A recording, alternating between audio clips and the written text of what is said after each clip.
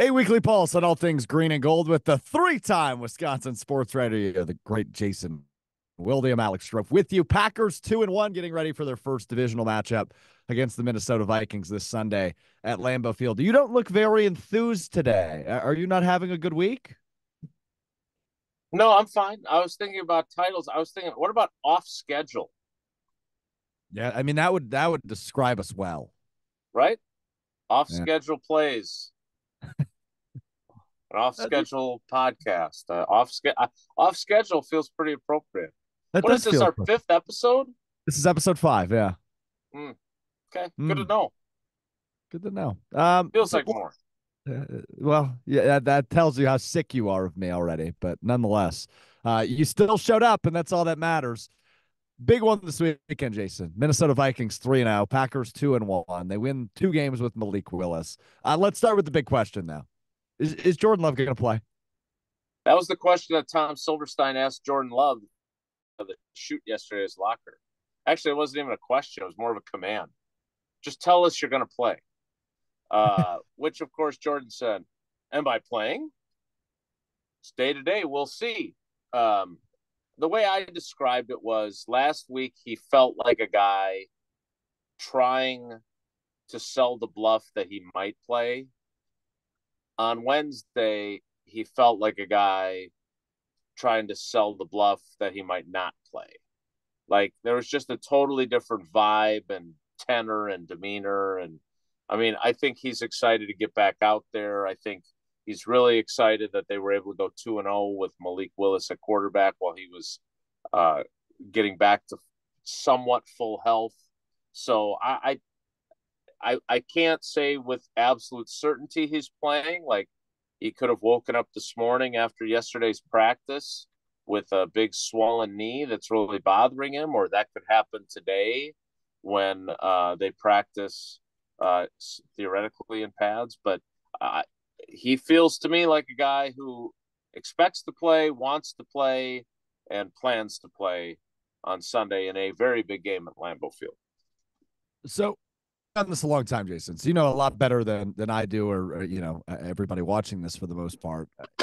What do you look for when you're looking for a player to return? Is it Friday being a full participant? Is there a way you evaluate the injury report going into the weekend, thinking, this is how we can tell whether or not a guy is going to play?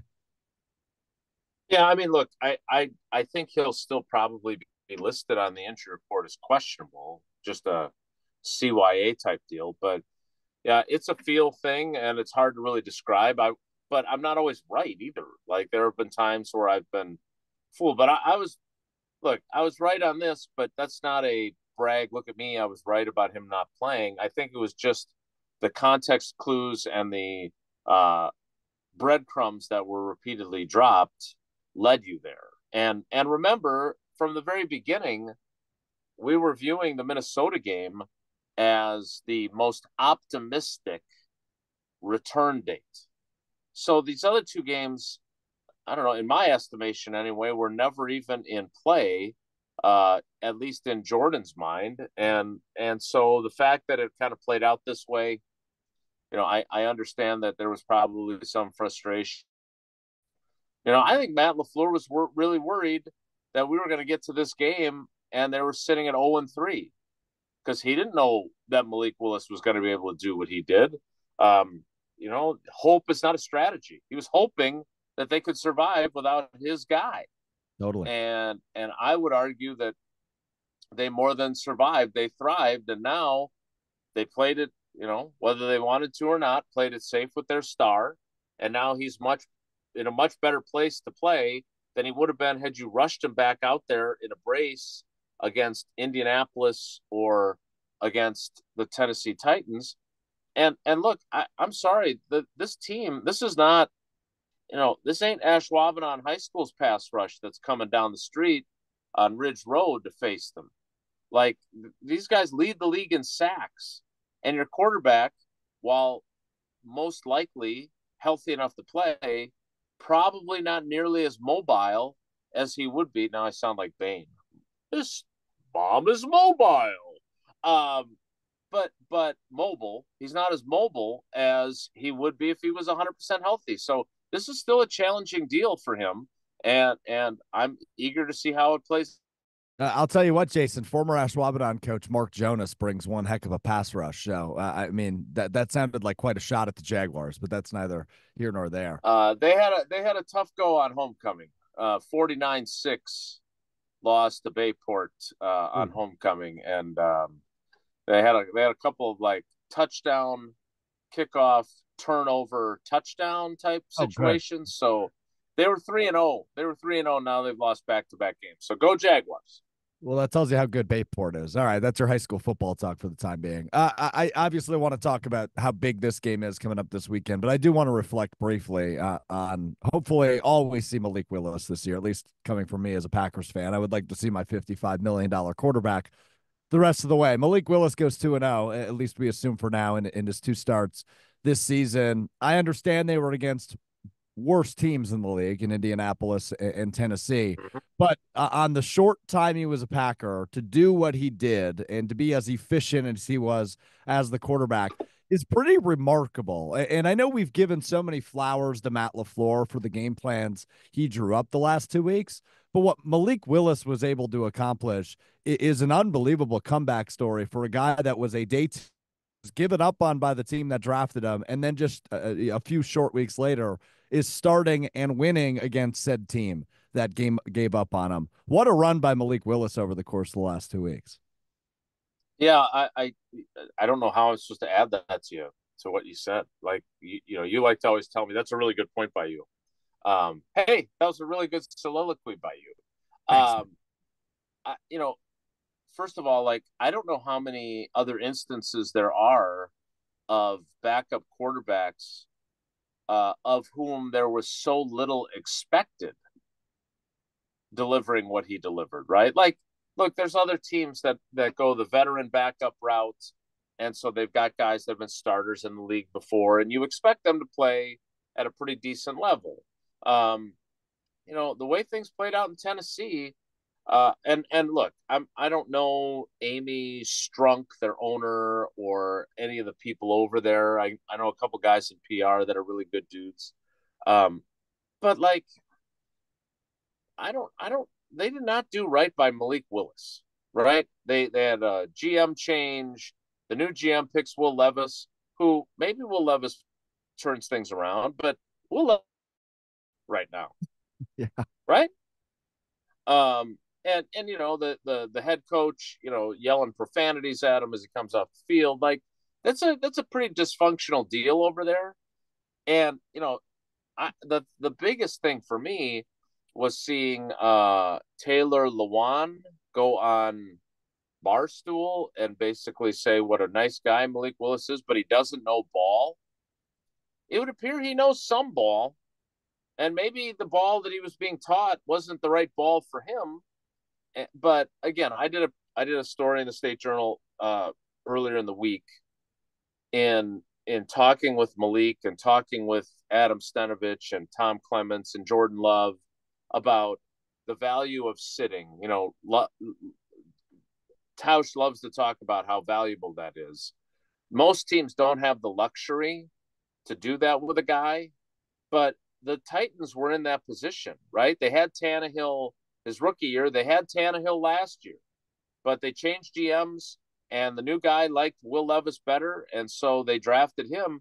But I would have loved to have seen if they had had a succession plan, and Malik Willis sits for 2 straight years, Ryan Tannehill, who's not Aaron Rodgers, and then as the Titans starter this year, based on what we saw from 2 games, I feel fairly confident that the Titans would be better with Malik Willis having sat as their starter now than where they're at with Will Levis.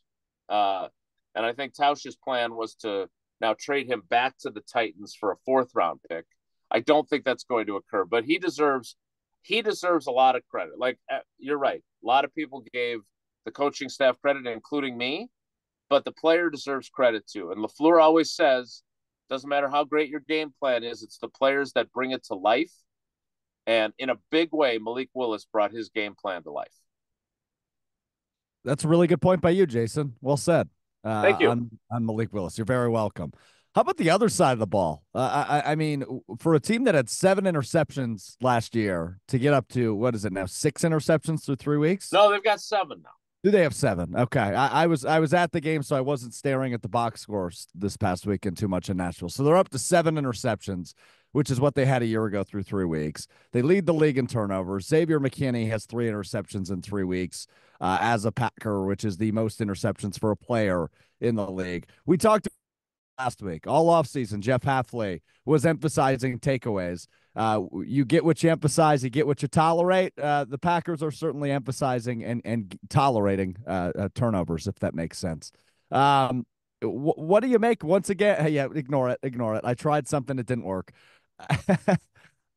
I asked you the same question last week. I'll ask it again this week. Through 3 weeks, what do you make of the Jeff Hafley defense? Because it certainly seems now that it is living up to the hype, despite playing, like I said before, some not so great or offenses the last few weeks. Yeah, look, let's see what they do Sunday. Let's see what they do with some better offenses, but they certainly are better.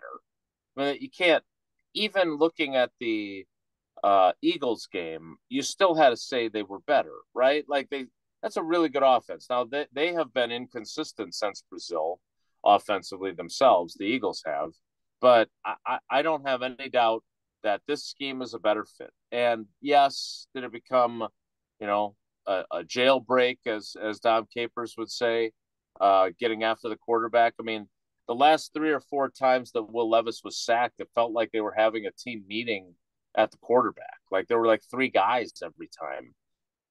So it's, consider the opponent, but don't downgrade them significantly for the opponent. Like they are playing this vision and break defense where they're not always locked in on man-to-man. They do still play man-to-man, but the whole idea is so they can see the ball coming out. And some of those Xavier McKinney interceptions, I mean, the one against the Colts for sure. I mean, if he doesn't have eyes to the quarterback, he doesn't see, Anthony Richardson airmailing that throw, and he's not there to intercept it, right? And so, there are components of this defense that are allowing them to do this. Also, the sacks, we'll see what it looks like on Sunday. This is a really good offensive line that the Vikings have. It's one of the reasons why Sam Darnold is thriving. If they're able to get after him, then we start to have a little more conversation about their pass rush. The argument that they were going against 2 mobile quarterbacks was fair. That was not inaccurate.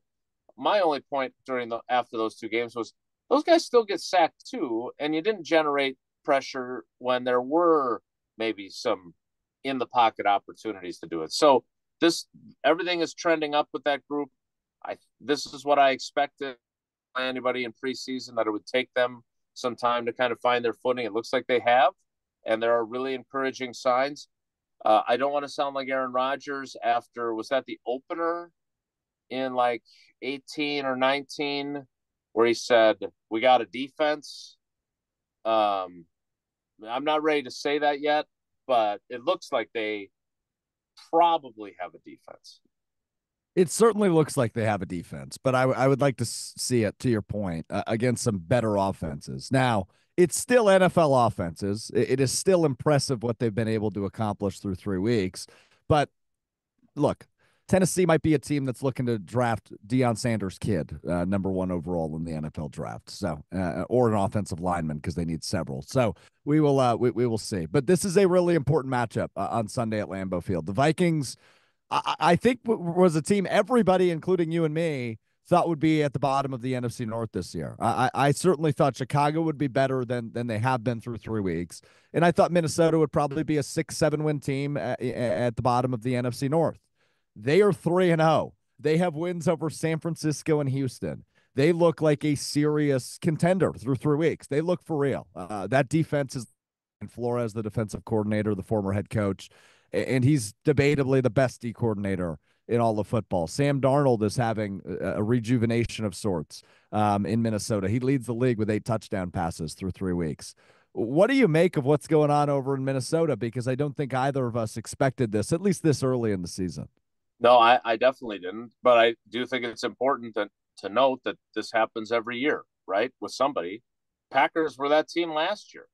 They didn't come out of the chute this way, but they made the playoffs in a rebuilding year that no one expected, right? And, this is obviously a Vikings team that is in transition, but, he's not quite as handsome as Matt LaFleur, but Kevin O'Connell knows what he's doing. He's a good offensive mind. He's from that Sean McVay tree. And to your point about Sam Darnold, it kind of goes back to our conversation with Malik Willis. Like, look at what's happened with the Jets, right? I mean, they took Geno Smith. He was there for 3 years. No, they weren't happy with him. He was a disappointment. They cut him loose.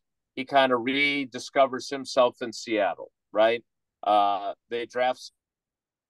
He starts for 3 years. He's not good enough in New York either. He ends up bouncing around San Francisco, Carolina. Now he seems to have found his footing with J.J. McCarthy out for the year. Like, he's playing pretty darn good football.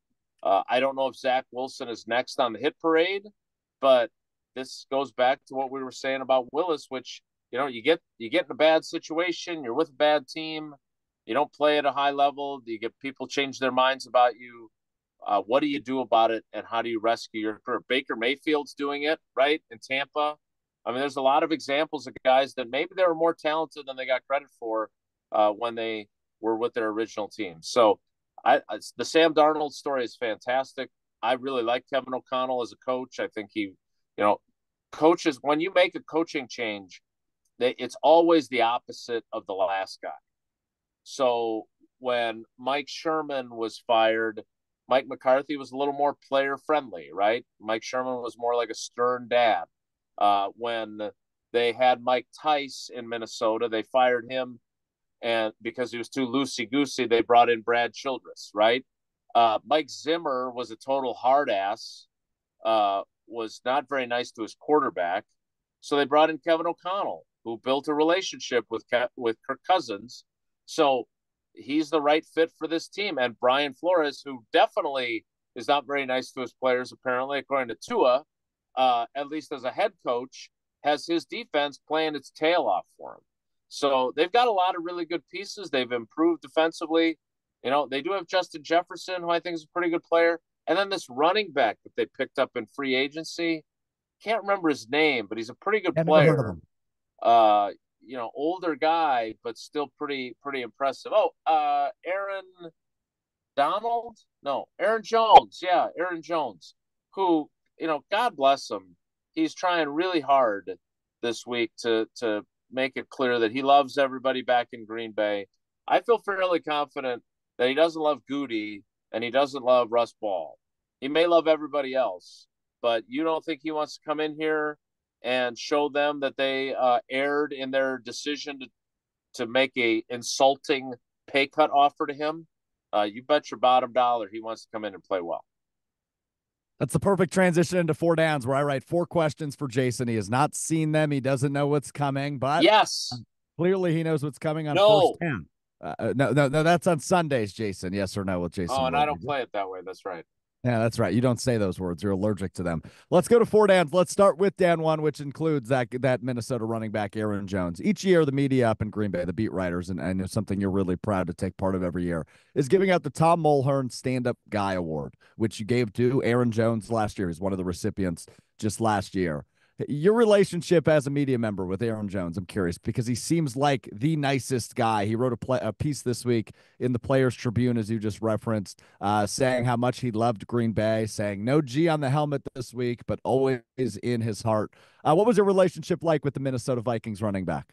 Yeah, also on his knee. He has a Packers G tattoo on his knee. Oh, Brett Bielema style, because Bielema was the head coach of the Badgers, had that Iowa tattoo. Yeah, I don't know enough about tattoo removal. I don't know if he went through that process or not, but yeah, he got it a couple of years ago. Look, there's a couple of things. First, I always try to treat players with respect, understanding what they put themselves through, understanding where some of them had to come from to get here, and the risks that they take, obviously with the CTE and all the dangers that come with playing football that they're aware of now and that they still sign up for. But I always try to be respectful, but I do appreciate it when I am in turn treated with respect. And Aaron Jones always did that with me. And anytime I needed him, if it was for a one-on-one for 2 minutes, he never once turned me down. And so those are the kind of the building blocks of a working relationship with a player. We're gonna, by the time this posts, we'll have already hopefully had him on. But we've got Charles Woodson coming on today, and he has become a friend, and I think the world of him. And he's probably gonna get after me for suggesting that Xavier McKinney in some way has some similarities to him. Although with 3 interceptions in 3 games, that's the kind of thing that Charles Woodson would do.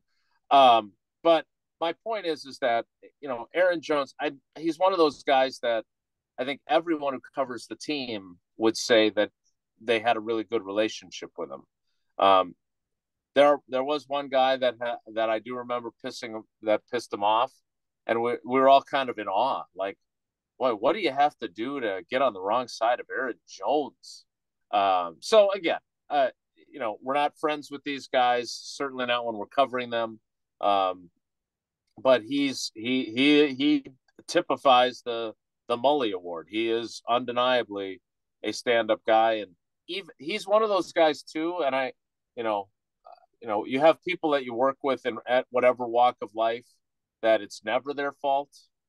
And then there's guys that will take the blame even when it's not their fault, just to shield others around them. And he's the latter. It was, even if it wasn't his fault, it was his fault. And I always thought that was an interesting difference with some other people. I am still, I don't want to say upset because that's not the right word, but I'm still a little surprised by how the Aaron Jones situation was disappointed. Handled. Disappointed might be the right word, because he's such a Packer, right? Like, he just epitomizes the G&G so well. And obviously how it went down. I still view it as an upgrade at the running back position, bringing in Josh Jacobs. But as a Packers fan, there's still a bit of sourness there, because he is that dude. I mean, how can't you love Aaron Jones? I hope it's not toward him though, right? No, no. Look, I know we're up against the clock of your free Zoom videos, yes. But I do think it's important to say, for everything that Goody has done right, and there's a ton, there's no denying that there's a ton. And frankly, it's possible that the decision to not have Aaron Jones back ultimately is the right decision too. That's not what I'm saying, but Aaron Rodgers' argument that Goody is not great about personal relationships with players is undeniably true, right? Like, and again, his job is to win a Super Bowl. And if he does that, it's okay that he's, Brad Pitt and Moneyball. But the bottom line is that Aaron Jones, as he said yesterday to Twin Cities reporters, somebody asked him, what were his feelings the last time he left the building? And he was on. He's like, well, last time I left the building, I thought I was coming back.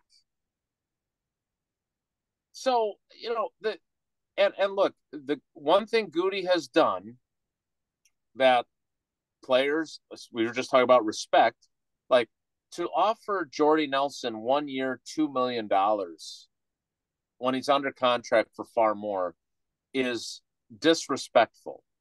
To offer Aaron Jones what they offered him was disrespectful. And maybe he does it knowing they'll say no, and then it's on them. Kind of like the offer to Devontae Adams on his way out the door after your opening offer had been $17 million a year. Like, again, don't get it twisted. Goody has done an impeccable job of building this roster. He has made vastly more correct decisions than incorrect decisions. But his business is business, and the lack of personal connectivity is clearly one of his, you could argue, shortcomings, as I would, or you could argue that it's part of what makes him a really good GM. But the bottom line is, Aaron Jones deserved better. He didn't get better, but he deserved better. Yeah, I think you're right on that. And to the point on Goody, Can it be both? Can it be a shortcoming, but also what makes him good? I don't know if it can be both, but it seems like it works in that favor for him Seems like it. Yep. when it comes to some of the questionable decisions, at least for you and me. Anyway, let's move on to second down. Rookie quarterback play. I'm intrigued by your thoughts on it. Jaden Daniels looked terrific on Monday night for the Commanders. Caleb Williams has not looked terrific, and that is not fully all his fault for the Chicago Bears. And Bo Nix has kind of been up and down through 3 weeks.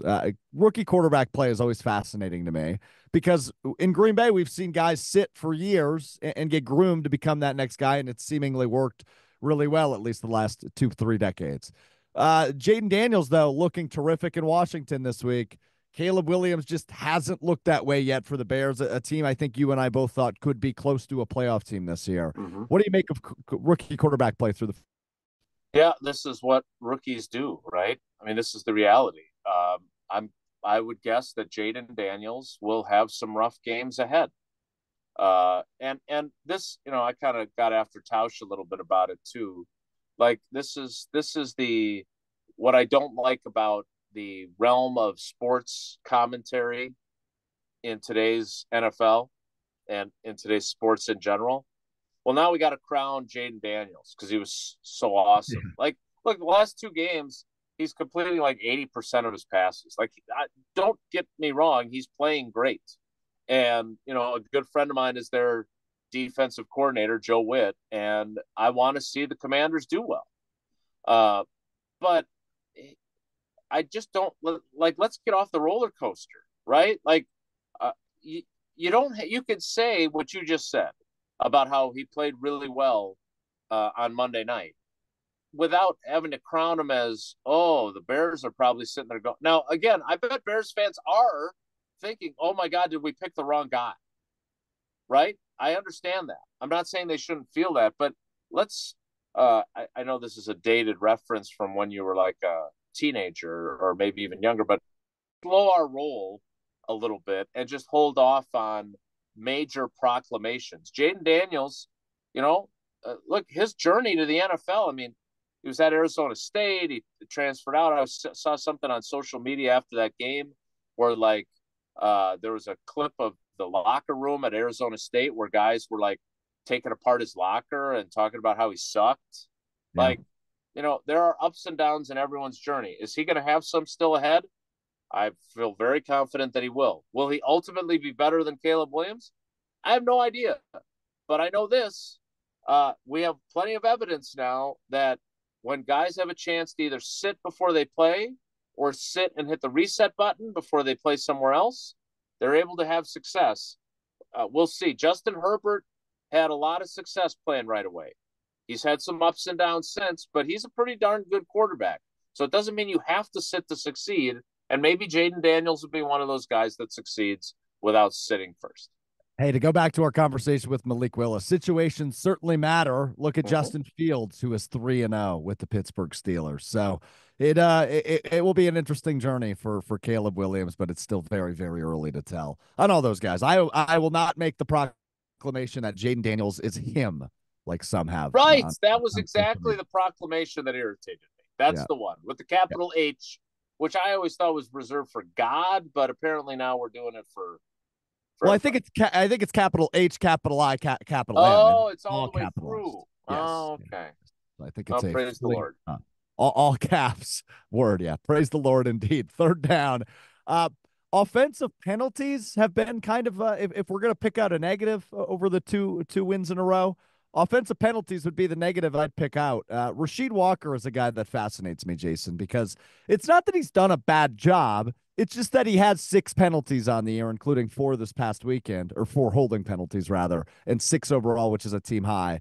He didn't really have competition at that left tackle position in the preseason, and I'm not calling for his job, but it's certainly something you'd like to see cleaned up. How do you clean that up, offensive penalties? Technique. I think it's interesting that I have heard that now from Brian Bulaga. I've heard that from Matt LaFleur. Heard it from Elton Jenkins when I asked him yesterday about because look, Rasheed Walker is a conscientious guy.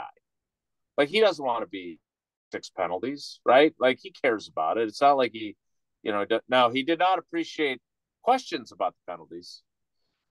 He was polite about it, but he was like, come on, I don't want to talk about that. Let's talk about, ask me something else. And so I did. And then I said, all right, you can tell me to go to hell, but I have to ask I circled back to it with him. And I said, like, I asked one question on it. And again, it is about technique. I mean, he's been a little bit sloppy with his hands. And I also think he got hosed on one call. And I think there was one play where he wasn't expecting Josh Jacobs to go the direction he did, and he got caught in a bad spot. So it's not all his fault, but you can't win that way. They did, but you can't. And so he understands he's got to be better. But again, I agree. Like, it's not like he's a bad player, but this is the problem with playing offensive line. Like, if you play wide receiver and you run 15 either bad routes or you run the wrong route, but the ball doesn't come to you, nobody knows that you screwed up on that play. If you play offensive line, you give up a sack or a quarterback hit, or the other 60 plays where you did your job, nobody knows. They know about the 3 where you screwed up. And so that's what he's kind of dealing with right now. I don't think he's played poorly. I don't think he's played great.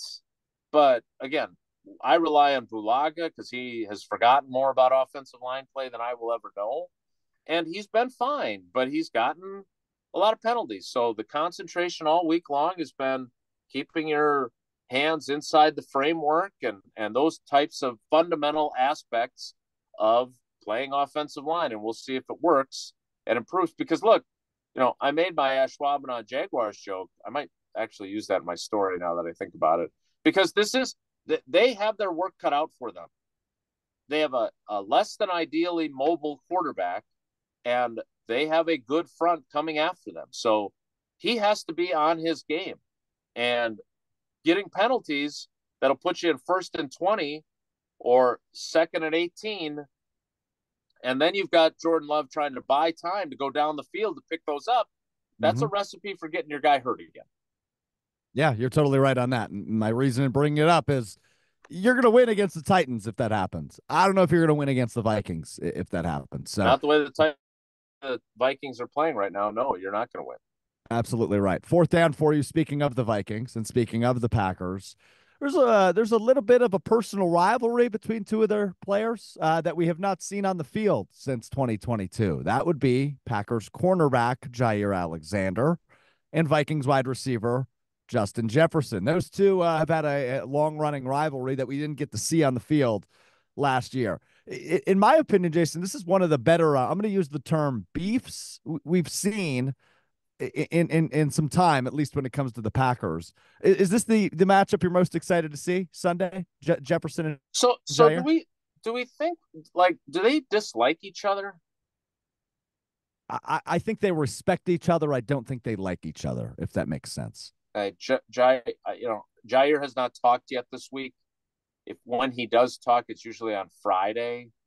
I am curious what his personal feelings are for him, because when he was mad after the opener in 2022 that he didn't get the match up on him, and that was the beginning of the end for him and Joe Barry. Like, that was he never recovered from that. And then he did the gritty. Yep. There you go, Jason. Nice.